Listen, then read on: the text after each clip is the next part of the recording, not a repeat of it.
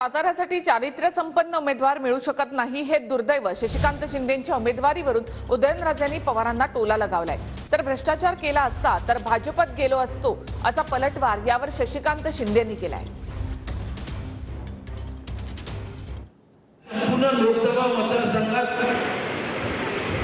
जे यशवंत विचारतं एवढं उभं करून सांगतात असं यशवंत विचार त्या व्यक्तींना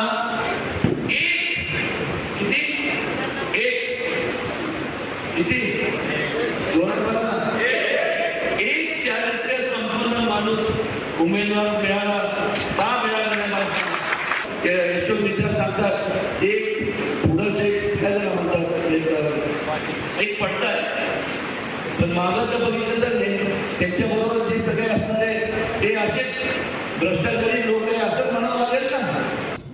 जर मी काय केलं असेल तर जनता मला मत देणार नाही, पण नुकत्या आपल्या हातातून निवडणूक गेली म्हणून भ्रष्टाचाराचे आरोप करण्याच्या बाबतीत मला षडयंत्र केलं। हे आता नाही, मी उभं राहणार नव्हतं, त्याच्या अगोदरपासून बाई चाललेला आहे आणि माझा आरोप काय 4,000 कोटी,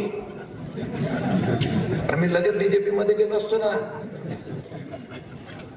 एवढ्या कोटीचा जर आरोप असतील तर मी बीजेपी मध्ये गेलो नसतो का, निर्मासारखा स्वच्छ झालो असतो।